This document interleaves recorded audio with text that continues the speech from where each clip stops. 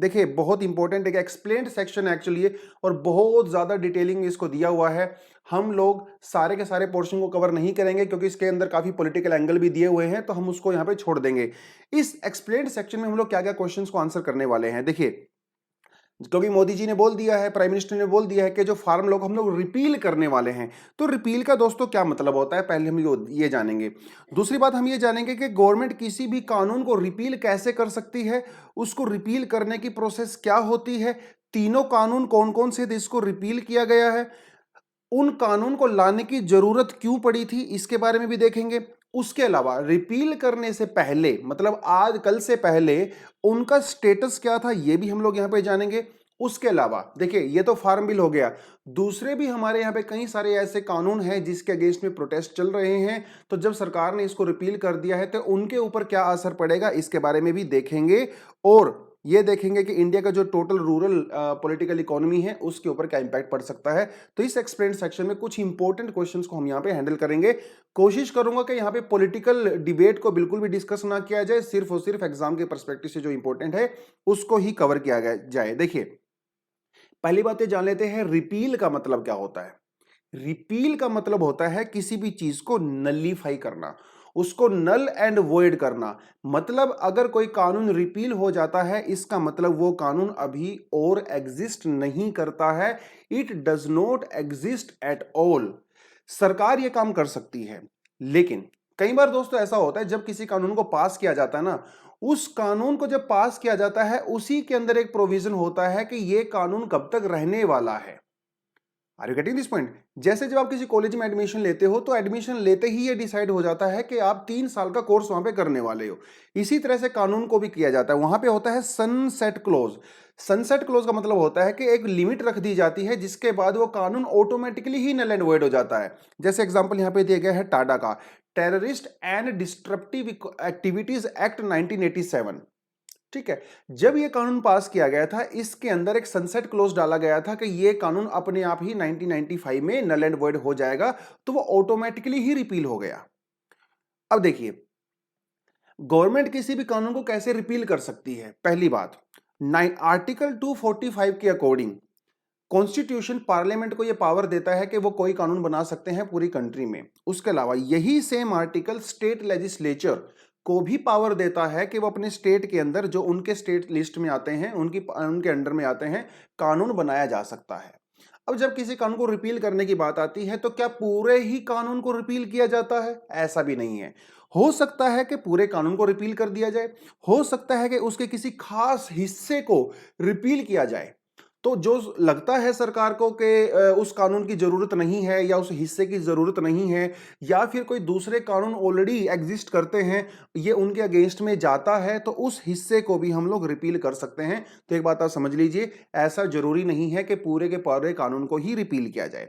अब बात करते हैं इसकी प्रोसेस की, कैसे रिपील किया जाता है। देखिए कानून को उसी प्रोसेस के थ्रू रिपील किया जाता है जिस प्रोसेस के थ्रू उसको इंट्रोड्यूस किया जाता है, यानी कि ऑर्डिनेंस के थ्रू और लेजिस्लेशन के थ्रू। ऑर्डिनेंस तो आपको पता ही है कि जब पार्लियामेंट सेशन में नहीं होता है तो प्रेसिडेंट जो है वो कैबिनेट के उससे वो सब एक कानून लेके आता है। ऑर्डिनेंस ऑर्डिनेंस भी पूरी तरह से कानून ही होता है। और जब पार्लियामेंट सेशन में होती है तो पहले बिल लोकसभा में राज्यसभा में दोनों से पास होता है, प्रेसिडेंट के पास जाता है, वो सारा प्रोसेस आपको पहले से पता ही है। तो इन दोनों प्रोसेस के थ्रू किसी भी कानून को रिपील भी किया जा सकता है। जैसे अगर प्रेसिडेंट ने कोई ऑर्डिनेंस पास किया है, उस ऑर्डिनेंस देखिए उस ऑर्डिनेंस को विद इन 6 महीने के अंदर अंदर पार्लियामेंट को पास करना पड़ता है। अगर 6 महीने निकल जाते हैं और उस ऑर्डिनेंस को पार्लियामेंट में पास नहीं किया जाता है तो वो ऑटोमेटिकली ही जो है ऑटोमेटिकली रिपील हो जाता है। Get this point? लेकिन अगर पार्लियामेंट अगर उसको अप्रूव नहीं करती है तो वो 6 महीने के बाद ऑटोमेटिकली खत्म हो जाता है। ठीक है, लेकिन अगर पार्लियामेंट उसको अप्रूव कर देती है तो फिर वो 6 महीने के अंदर अंदर दोबारा से रिवाइव हो जाता है। Are getting this point? तो ये जो है यहाँ पे थोड़ा सा बताया गया है कि मतलब 6 महीने के अंदर अंदर उसको दोबारा से पास कराना जरूरी है, अदरवाइज तो वो लैप्स हो जाता है। दूसरी चीज, जो देखिए 3 कानून लाए गए थे, अभी ये जो फार्म बिल लाए गए थे, तीनों कानून के लिए 3 अलग अलग से रिपील करने के लिए बिल लाने की जरूरत नहीं है। एक सिंगल कानून लाके भी तीनों बिल को यहां पे रिपील किया जा सकता है। Are you getting this point? अब कैसे रिपील किया जाएगा? पार्लियामेंट के अंदर सेशन, अभी जो विंटर सेशन होने वाला है सर्दियों में, यहां पे पार्लियामेंट के अंदर एक बिल इंट्रोड्यूस किया जाएगा, वो बिल को पास किया जाएगा, उसके बाद प्रेसिडेंट उसको मंजूरी देंगे और फिर उसको रिपील किया जाएगा। ठीक है, सिंगल लेजिस्लेशन के द्वारा उसको किया जा सकता है, ऑलरेडी मैं आपको बता चुका हूं। जनरली जो रिपील करने के लिए जो कानून लाया जाता है उसे कहा जाता है रिपील एंड अमेंडमेंट। तो ये पूरी प्रोसेस होती है। मतलब दो तरीके से रिपील किया जा सकता है, या तो ऑर्डिनेंस के थ्रू या फिर लेजिस्लेशन के थ्रू। क्योंकि ये बिल शुरू में ऑर्डिनेंस के थ्रू आए थे, बाद में इसको बिल पास किया गया था। अभी जब इनको रिपील करेंगे तो विंटर सेशन में पार्लियामेंट के अंदर बिल लाया जाएगा इनको रिपील करने के लिए। लोकसभा राज्यसभा दोनों से उसको पास किया जाएगा, प्रेसिडेंट बाद में इसको मंजूरी देंगे, उसके बाद ये बिल पूरी तरह से रिपील खत्म हो जाएगा, नल्लीफाई हो जाएगा, मतलब उसके बाद ये एग्जिस्ट नहीं करेगा। अब ये तीनों बिल कौन कौन से हैं इसके बारे में पहले हम लोग खूब सारी वीडियो बना चुके हैं, तो ज्यादा डिटेल में जाएंगे नहीं। पहला बिल था the farmer produce trade commerce promotion and the facilitate act 2020। इसने क्या किया था, जो एपीएमसी जो मंडी सिस्टम था हमारा, उसके अंदर काफी सारे चेंजेस किए गए थे। दूसरा जो एक्ट था वो था the farmers empowerment and the protection. ये बिल जो है कॉन्ट्रैक्ट फार्मिंग के बारे में बात करता है। तीसरा था वो था एसेंशियल कमोडिटी एक्ट 2020, जो कि कुछ कुछ एसेंशियल कमोडिटी होते हैं जैसे cereals, pulses, oil seed etcetera etcetera, इनकी होर्डिंग की बात करता है, एसेंशियल कमोडिटी। ठीक है, तो ये तीन बिल थे, इसके बारे में डिटेल में जाऊंगा नहीं बिल्कुल भी, इनके एनालिसिस भी हम लोग नहीं करने वाले हैं क्योंकि पास्ट में बहुत अच्छे से हम लोग कर चुके हैं। एक एक कानून को बहुत डिटेल में हम लोगों ने किया था कि इसके बेनिफिट्स क्या क्या हैं, इसके विड्रॉ, इसके जो है नुकसान क्या क्या हैं, पूरा हम लोगों ने किया था, तो उसके बारे में जानने की जरूरत नहीं है, सिर्फ हल्का सा आपको बता दिया कि कौन कौन से ये कानून थे। अब देखिए, इन कानून को लाने की जरूरत क्यों पड़ी। इंडिया में बहुत समय से डिमांड की जा रही है एग्रीकल्चर मार्केटिंग में रिफॉर्म्स की। इंडिया में एग्रीकल्चर मार्केट के अंदर बहुत सारी कमियां हैं, मंडी सिस्टम के अंदर भी बहुत सारी कमियां हैं, और किसानों को वहां पे बहुत ज्यादा एक्सप्लॉइट भी किया जाता है बहुत सारी जगह पे। तो रिफॉर्म करने की डिमांड बहुत समय से चल रही है, लेकिन सरकार इसको पूरी तरह से रिफॉर्म नहीं कर पा रही थी, क्योंकि जो एग्रीकल्चर है वो स्टेट गवर्नमेंट का पार्ट होता है। 2000 से ही, मतलब आज से समझ लीजिए 20 साल पहले, उस समय भी जब एनडीए की गवर्नमेंट थी, उन्होंने भी यहाँ पे रिफॉर्म करने की बात की थी। और बाद में 2003 में सरकार एपीएमसी एक्ट, मतलब मॉडल एपीएमसी एक्ट लेके आई थी। देखिए, हर स्टेट गवर्नमेंट अपने यहाँ पे अपनी मंडी सिस्टम के हिसाब से कानून बनाती है, सेंटर उसमें कुछ कर नहीं सकता। लेकिन सेंटर ने फिर भी एक मॉडल एपीएमसी एक्ट पास किया था। मतलब कहने का मतलब ये होता है कि ये जो मॉडल एक्ट सेंटर ने बनाया है ना, स्टेट गवर्नमेंट चाहें तो उसको इंप्लीमेंट कर सकती हैं, उनकी मर्जी होती है। कुछ स्टेट ने उसको पास किया था, कुछ स्टेट ने उसको पास नहीं किया था। अब समस्या ये होती है कि जब अब इंडिया में अलग अलग स्टेट में अलग अलग एपीएमसी एक्ट हैं, बहुत सारे स्टेट में तो एपीएमसी एक्ट है ही नहीं, उन्होंने बिल्कुल खत्म ही कर दिया है। तो सरकार चाहती थी कि पूरी कंट्री में एक एक यूनिफॉर्मिटी आए, जिसके लिए वो यहाँ पे ये बिल लेके आई थी। हालांकि सिर्फ मतलब 2003 में तो ये उस समय पे बीजेपी की गवर्नमेंट थी, एनडीए की, वो लेके आए थे। बाद में कांग्रेस गवर्नमेंट ने भी इसमें बहुत सारे इसको इंप्लीमेंट करने का प्रयास किया, बहुत जबरदस्त तरीके से।